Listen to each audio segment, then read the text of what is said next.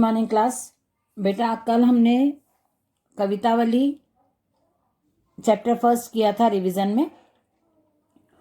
आज मैंने लेखक परिचय सेकंड चैप्टर शिक्षा का भी आपको करवाया था। कल तो स्वामी विवेकानंद के बारे में हमने सारे जो महत्वपूर्ण बिंदु हैं वो एक बार चेक कर लिए थे।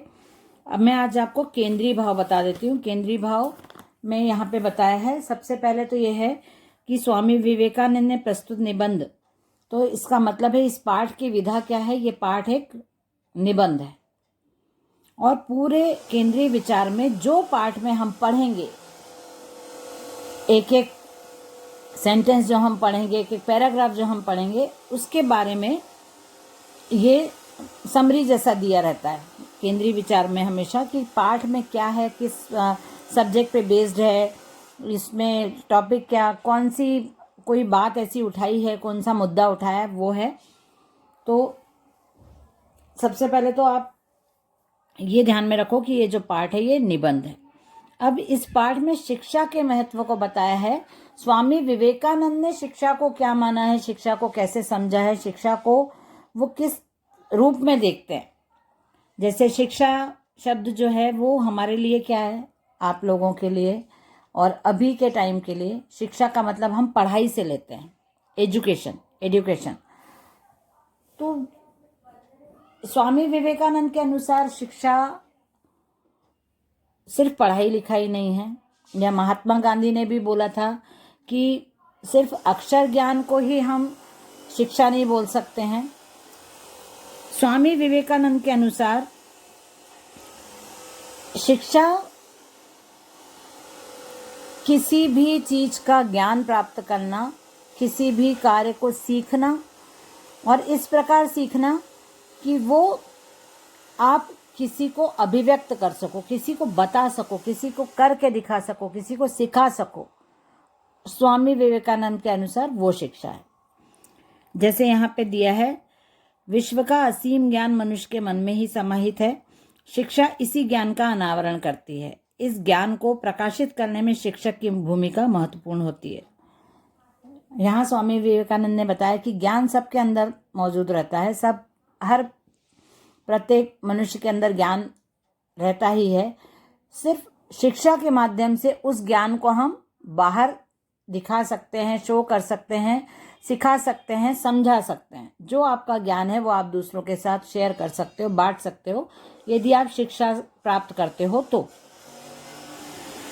ज्ञान को प्रकाशित करने में, आपके ज्ञान को बाहर निकालने में, आपके ज्ञान का उपयोग करने में शिक्षक बहुत महत्वपूर्ण भूमिका निभाते हैं। जो गुरुजन रहते हैं, जो टीचर्स रहते हैं, वो टीचर्स मतलब आपके स्कूल के टीचर्स ने, जब से आप पैदा हुए हो, आपके बचपन से आपने जिससे भी जो सीखा है वो आपके टीचर्स हो गए। वो नर्सरी के टीचर्स हों, वो आपके डांस क्लास के, कंप्यूटर क्लास के, ड्राइंग क्लास के, सब जगह से आप ज्ञान प्राप्त कर रहे हो। जो आपको सिखाने वाला है, वो जो भी आपको सिखाता है वो आपका गुरु हो गया, टीचर हो गया।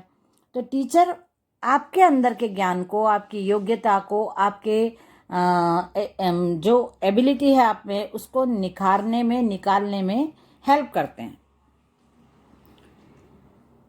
शिक्षा सकारात्मक सोच को जगाती है और सकारात्मक सोच ही मनुष्य प्रतिष्ठा का आधार है। प्रतिष्ठा मतलब होता है मान सम्मान, आपकी रिस्पेक्ट, आपका प्रसिद्धि, आपका नाम, लोग आपको कितने जानते पहचानते हैं, इसको आप प्रतिष्ठा बोलोगे। तो यदि आप शिक्षित हो, शिक्षा मतलब आपने यदि शिक्षा प्राप्त की है, ज्ञान आपका सही प्रकार से उपयोग करते हैं यदि आप, तो आपकी सोच को पॉजिटिव बनाती है। जो यदि आप एजुकेशन ले रहे हो, शिक्षा ले रहे हो, तो शिक्षा लेने से क्या होता है कि जो भी आप सीख रहे हो उसके लिए आप बहुत सारे लोगों से, नए नए लोगों से मिलते हो। आपको लोगों की सोच से संबंध स्थापित करने का टाइम मिलता है। मतलब आप लोगों की सोच से सोच को पहचान पाते हो, लोगों की सोच को जान पाते हो कि सामने वाला आपके लिए क्या सोच रहा है, प्रकृति के लिए क्या सोच रहा है, आने वाले समय के लिए क्या सोच रहा है, या नेचर के बारे में, मौसम के, आपको उसके विचार मालूम पड़ते हैं। तो ऐसे बहुत सारे लोगों के विचार जान के आपके विचारों का आदान प्रदान उनके साथ जब होता है लोगों के साथ, तो लोगों के विचार, अपने विचार क्लियर होते जाते हैं, समझ में आते हैं। तो हमारी थिंकिंग कैसे होती जाती है? पॉजिटिव होते जाती है। हम बहुत सारे लोगों से, दिन में 10 लोगों से मिले और 3 लोगों ने बहुत नेगेटिव बात की, लेकिन कुछ लोग ऐसे भी थे जिन्होंने आपसे पॉजिटिव बात की, कि आपके अंदर आत्मविश्वास भरा, आपको सही बात बताई, समझाई, सिखाई, तो आपके अंदर भी सकारात्मकता आती जाती है, आप भी पॉजिटिव फील करते हो। तो जब आप पॉजिटिव फील करने लगते हो, पॉजिटिव सोच आपकी बनती जाती है, तो वो आपको बहुत सारे लोगों से जोड़ती है और यही आपके प्रतिष्ठा, मतलब आपके मान सम्मान का, आपके रिस्पेक्ट का, आपकी इमेज बनाती है, आपको प्रतिष्ठित, आपकी सकारात्मक। आप नेगेटिव बात करो ज़्यादा लोगों से, तो लोग 1-2 दिन आपसे मिलेंगे, 1-2 दिन आपके संपर्क में रहना चाहेंगे, फिर आपसे किनारा करते हैं, मतलब आपसे दूर होते जाएंगे लोग। तो आपकी प्रतिष्ठा कैसे बनेगी? प्रतिष्ठा तभी बनेगी जब ज़्यादा से ज़्यादा लोगों तक आपकी बात पहुँचे, आपके विचार पहुँचे, तो आप लोगों में जाने जाओगे, पहचाने जाओगे। शिक्षा जीवन निर्माण और चरित्र निर्माण में सहायक है। जीवन निर्माण और चरित्र निर्माण में शिक्षा कैसे सहायक है? यदि आप शिक्षित होते हो, आप सीखते हो, समझते हो, तो आप, जहाँ ऊपर के सेंटेंस में लिखा है ना कि जब आप शिक्षित होते हो तो आपकी सोच सकारात्मक होती जाती है। तो जब आपकी पॉजिटिव थिंकिंग होती जा रही है, आप बहुत सारे लोगों से जुड़ रहे हो, आपकी मान प्रतिष्ठा बढ़ रही है, तो आप अपना एक व्यक्तित्व निर्माण कर सकते हो, आपके एक पर्सनैलिटी बन जाती है। तो पर्सनैलिटी बनाने का काम भी शिक्षा करती है। जीवन निर्माण, यदि आपकी अच्छी पर्सनैलिटी बन रही है, आप लोगों में पहचाने जाते हो, आपकी सोच बहुत पॉजिटिव है, तो आप, इसका मतलब अच्छा काम कर रहे हो। तो यदि आप अच्छा काम कर रहे हो, अच्छे लोगों में प्रतिष्ठित हो रहे हो और आपकी सोच बहुत पॉजिटिव है, आपका जीवन तो अच्छा ही हो जाएगा, जीवन अच्छा निर्माण होगा, आपका चरित्र निर्माण हो गया, आपका जीवन निर्माण हो गया। लेखक की दृष्टि में शिक्षा मानसिक बल बढ़ाकर बुद्धि का विकास करती है, वह अंतस्थ की दिव्य ज्योति का प्रकाश है। यहाँ पे लेखक ने लिखा है कि शिक्षा हमारी मेंटल स्ट्रेंथ को बढ़ाती है, मानसिक सोच को बढ़ाती है।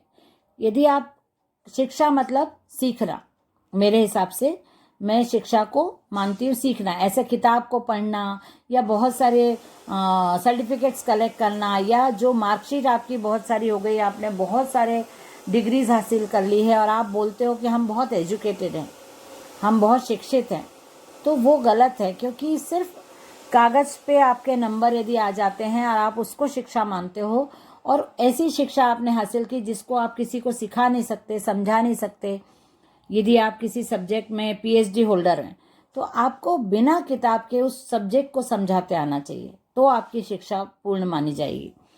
आप कुछ भी चीज़ सीखते हो वो शिक्षा है। आप किसी काम को सीखते हो, किसी टूल को बनाना सीखते हो, किसी मशीन को बनाना सीखते हो, आप ड्राइंग, पेंटिंग, कलरिंग, कपड़े बनाना, कोई भी ज्ञान आप प्राप्त करते हो, ऐसा ज्ञान जिसको आप पूरी तरह सीख के किसी को अभिव्यक्त कर सकते हो, किसी को आप बता सकते हो, वो शिक्षा, किसी को आप सिखा सकते हो। तो इसलिए जो आप शिक्षा प्राप्त कर रहे हो वो आपकी मेंटल स्ट्रेंथ को बढ़ाती है, मानसिक बल को बढ़ाती है। और जैसे आपका मानसिक बल बढ़ता जाता है, जब आपकी मेंटल स्ट्रेंथ बढ़ती जाती है, तो आपकी बुद्धि का भी विकास होता है। यहाँ आपको एक चीज़ और बतानी है, मैंने आपको कल तक के लिए टाइम देती हूँ, और आप एक क्वेश्चन आप सुनो, मैं आप लोगों के लिए क्वेश्चन है, बुद्धि, ज्ञान और विवेक, इन तीनों में क्या अंतर है? बुद्धि, ज्ञान और विवेक से आप क्या समझते हो? इन तीनों में कोई अंतर है, नहीं है, आप क्या मानते हो? ये आपको कल तक बताना है। लेखक की दृष्टि में शिक्षा मानसिक बल बढ़ाकर बुद्धि का विकास करती है, वह अंतस्थ की दिव्य ज्योति का प्रकाश है। मतलब जो हमारी आत्मा के जो आत्मा के द्वारा जो प्रकाश होता है, वो ये शिक्षा मतलब वो शिक्षा द्वारा प्राप्त होता है। तो ये मैंने आपको केंद्रीय विचार पढ़ के बताया है कि पाठ में क्या है। लेखक के अनुसार शिक्षा मनुष्य के जो ज्ञान है वो मनुष्य के अंदर है, वो ज्ञान को बाहर निकाल के उस ज्ञान का उपयोग करना ही शिक्षा है। उस ज्ञान का उपयोग यदि आप अलग अलग क्षेत्र में अलग अलग प्रकार से अपने विचारों को सकारात्मक रूप से लेके करते हो, वही शिक्षा है। इस पाठ को ये पूरा मैंने क्लियर करा। यहाँ पे भाव पल्लवन दिए हैं,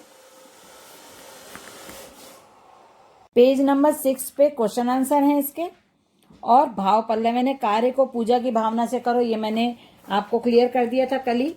और सेकंड वाला है स्वाधीनता विकास की पहली शर्त है। तो स्वाधीनता का मतलब क्या होता है? स्वतंत्रता, है ना, फ्रीडम। और विकास मतलब होता है उन्नति, प्रोग्रेस। तो यदि हमको प्रोग्रेस चाहिए या हमको प्रोग्रेस करना है किसी भी क्षेत्र में, किसी भी फील्ड में, किसी भी काम में, यदि आपको प्रोग्रेस चाहिए, आपकी लाइफ में भी आपको प्रोग्रेस चाहिए, तो आपको क्या चाहिए? सबसे पहले फ्रीडम।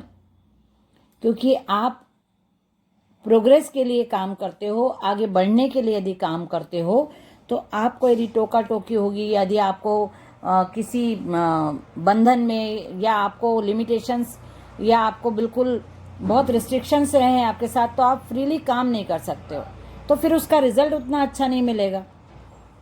जैसे भारत, इंडिया, तो इंडिया अभी फुली डेवलप्ड कंट्री नहीं है, अंडर डेवलप्ड कंट्री है, विकासशील देश है। क्यों?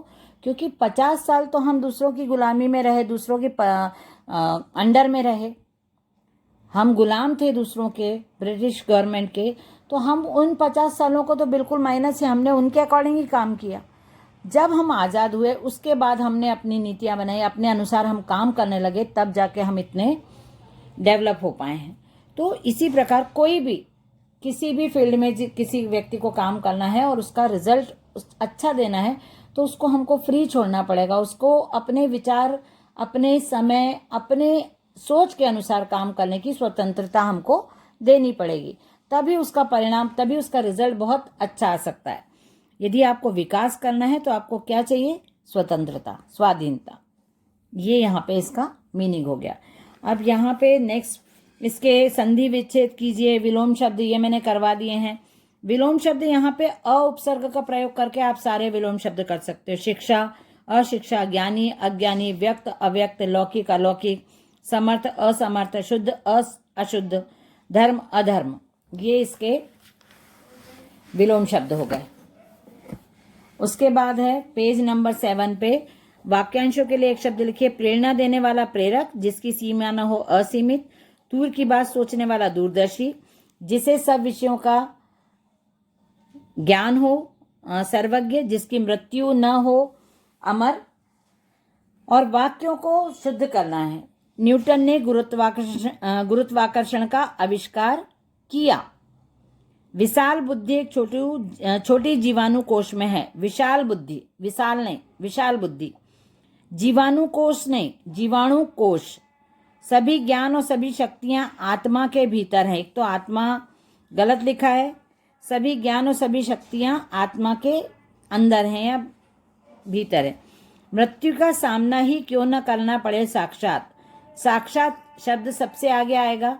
साक्षात मृत्यु का सामना ही क्यों न करना पड़े। शायद हम लोग कानपुर अवश्य जाएंगे।